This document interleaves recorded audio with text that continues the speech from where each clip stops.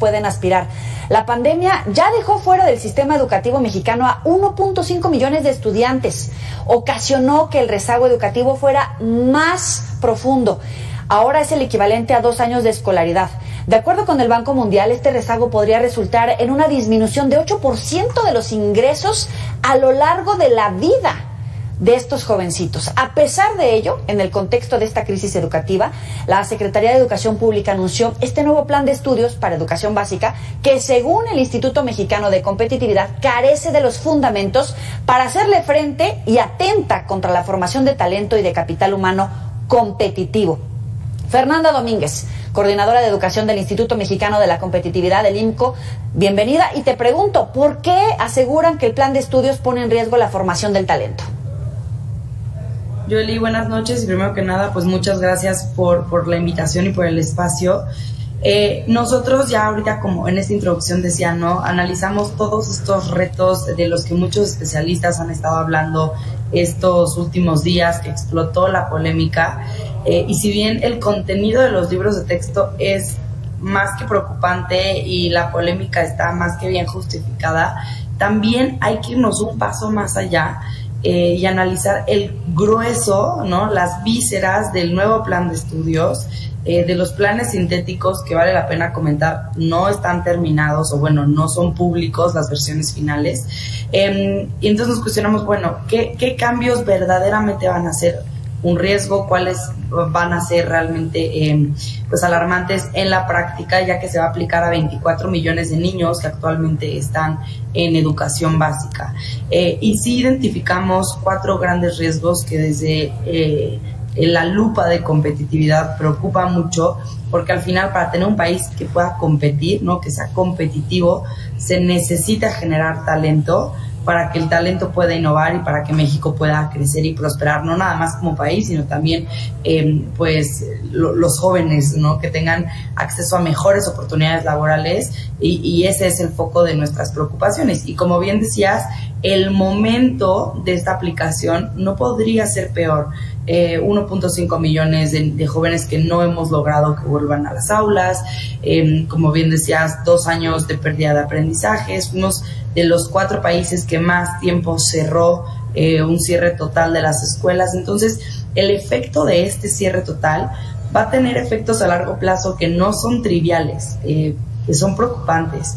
Y también hay un estudio del Banco Mundial que indica que México perdió el 78% de su capital humano. Entonces, cuando tenemos un nuevo plan de estudios y ya no le va a corresponder a la educación al capital humano, pues por supuesto que preocupa desde la lupa de competitividad. ¿Por qué sostienen que puede causar incluso más abandono escolar? Bueno, eso es otro de los riesgos que vemos. Se nos olvida que este nuevo plan de estudios es para educación básica. Esto significa de preescolar a secundaria. Entonces, al mismo tiempo, la educación obligatoria sí incluye media superior, o sea, bachillerato. Entonces, pues vamos a hacer mucho más complejo y complicado, vamos a obstaculizar con este nuevo plan de estudios el salto de secundaria a bachillerato, porque el perfil de egreso de una niña que sale de secundaria y el perfil de ingreso de alguien que entra a bachillerato, pues no van a estar empatados los conocimientos, los perfiles, entonces posiblemente veamos un incremento en el abandono escolar hacia la media superior. El IMCO asegura que el nuevo plan de estudios pierde el foco de las habilidades básicas como las matemáticas y la ciencia. Pasaron de un libro de matemáticas a menos de 30 hojas por libro. ¿Podemos traducir eso en ser menos competitivos a futuro, ganar menos incluso?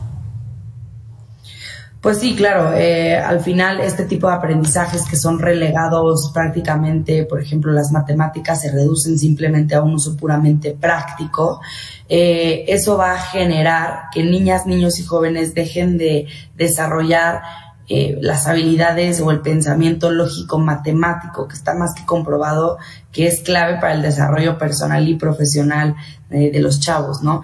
Entonces, sin este tipo de aprendizajes claves, más allá de poder conocer a profundidad las ecuaciones lineales, ¿no? Es más bien generar este tipo de pensamiento lo que no va a suceder para los jóvenes, que va a poder eventualmente traducirse en pues una falta de habilidades que les va a complicar encontrar oportunidades en el mercado laboral. Cuando vemos las brechas de desigualdad, de pobreza, de analfabetismo, me pregunto si la clase política, más que buscar soluciones a estos problemas, no están más bien administrando la pobreza para traducirla, en todo caso, en votos.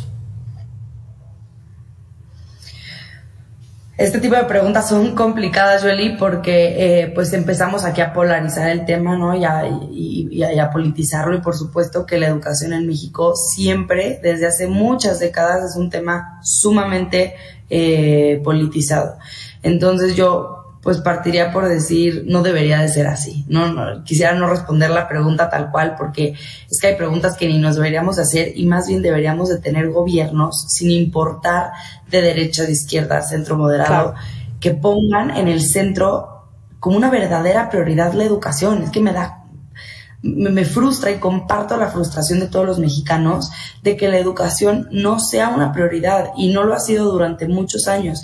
Vemos, como decían otras especialistas, vemos cambios todos los sexenios, y entonces pues esto te habla de la falta de compromiso que hay desde la parte del gobierno y de las autoridades educativas con de verdad generar un plan a largo plazo para la educación, y para que cada vez tengamos a más jóvenes que puedan aumentar su probabilidad de movilidad social, ¿no? Que puedan prosperar, que no vivamos en este México de la frase coloquial, naces pobre, te quedas pobre, ¿no? Al revés, o sea, que la educación sea esta herramienta para que toda la gente que nace pueda prosperar. Fernanda Domínguez, coordinadora de educación del IMCO, gracias por estar con nosotros. Muy buena noche. Muchas gracias, buena noche. 100 palabras.